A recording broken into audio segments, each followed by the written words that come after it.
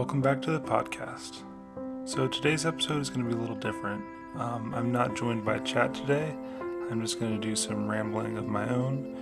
Thank you so much. Have a great day, and remember to stay attuned. So far in this podcast, we've done an introductory exploration of NDEs, interviewed legendary figures such as Plato, Carl Jung, and Merlin, and examined the validity of mainstream scientists' explanations for why near-death experiences occur. It's been a fun ride thus far, and I hope you feel the same.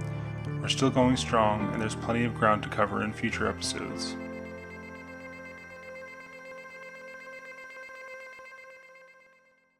In today's podcast, I want to explore a term that I spoke about with Merlin in episode 5, the mystery feeling.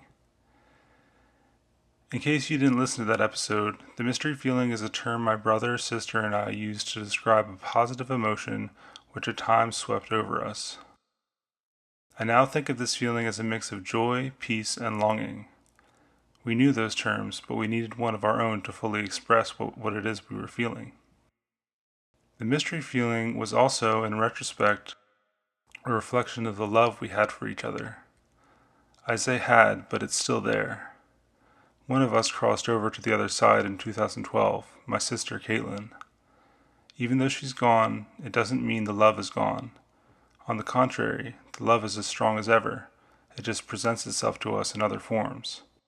Grief still hits me now and then. Disbelief, bewilderment. How has so much time passed, 12 years, without her here? Anyway, the love is still there, and it always will be. Back to the mystery feeling. We all know it, or at least we did as children.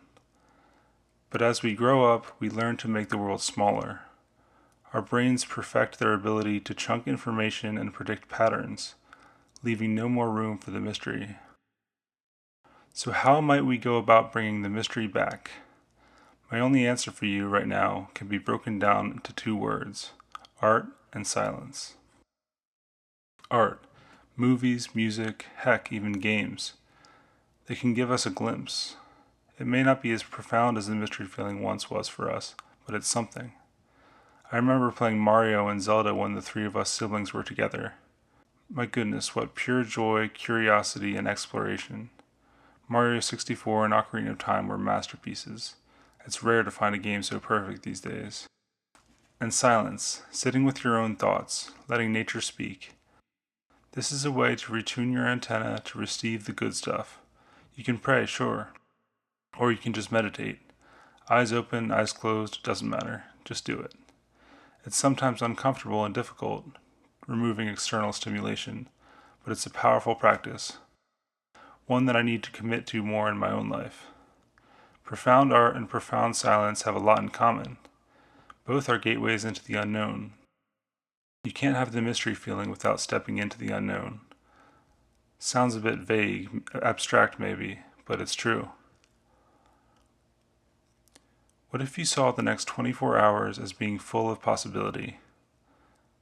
I don't know who I'll run into. I don't know what random, silly, maybe profound thoughts will pop into my head, but I'll find out, and I'm here for it. This podcast is a bit like that for me. I don't know what direction we're going. I have a rough idea, but it often ends up surprising me and at times leaving me in a bit of awe. We live in a brave new world, but it's nothing to fear. Let it be a time of discovery. New tools, new rules, new horizons. Let's do this.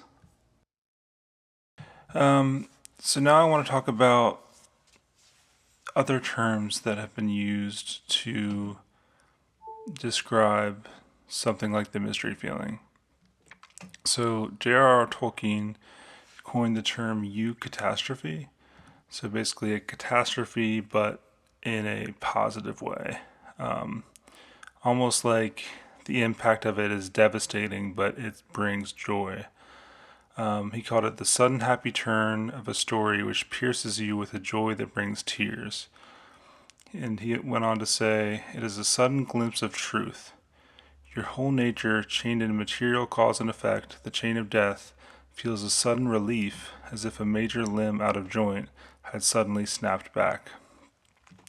So it sounds like he's saying it's like a part of you that maybe you forgot was there that kind of snaps back all of a sudden. And often it's just for a moment, like maybe 5 seconds, and then it's kind of gone again, and you're back into the movie, the story, whatever it is. Because storytelling definitely is an art, and when it's done right, it can evoke joy like that. And Tolkien was a master at this. Obviously, I'm thinking of like the scene when Gandalf returns and they charge down the hill to defeat the Uruk-hai that were assaulting Helm's Deep. Also, when the Rohan army shows up at Gondor, at Pelennor Fields to save the day. So C.S. Lewis, a friend of Tolkien's, also had a lot to say about joy and about kind of our relationship to the spirit world or to God. Going back to the exploration of NDEs and thinking about the afterlife, he said, "If I find in myself desires which nothing in this world can satisfy, the only logical explanation is that I was made for another world." So, all this about the mystery feeling and eucatastrophe, and even going back to Plato, his words about truth and about beauty and the good, it all makes you feel like they're talking about something otherworldly.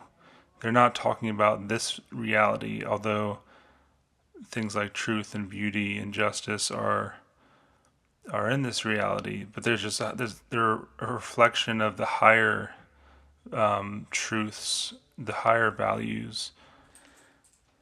So, attempting to talk about these things is difficult sometimes because we're talking about things that there's not really words for. It's like we can kind of approximate what we're talking about with the words that we know, but it's pretty hard to actually speak eloquently enough to evoke those things, those feelings, that mystery feeling, whatever, in someone just by words alone. But that's what art is there for. I have this quote from Hermann Hesse, I believe you pronounce it that way. Words do not express thoughts very well. They always become a little different immediately after they are expressed, a little distorted, a little foolish. So that's kind of what I was talking about there. Before I wrap this episode up, I have a couple more quotes I want to read. This is from Graham Hancock. "I believe we stand on the brink of a major paradigm shift. We are not just our bodies, we are consciousness. And consciousness is not rooted in matter, it is rooted in a field that is probably outside matter entirely." Peter Panagore said, "Heaven is beyond my words to describe. It is more love than we can contain, more joy than we can hold, more truth than we can know. It is an ocean of beauty, peace, and endless freedom." And finally, I have a quote from Pin van Lommel. "Enhanced consciousness can sometimes be experienced separate from the body. It is an authentic experience which cannot be simply reduced to imagination, fear of death, hallucination, psychosis, the use of drugs, or oxygen deficiency.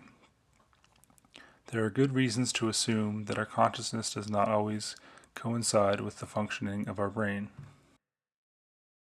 And now to wrap things up, I'm going to play you a song from my new album. The song is called "Shining In."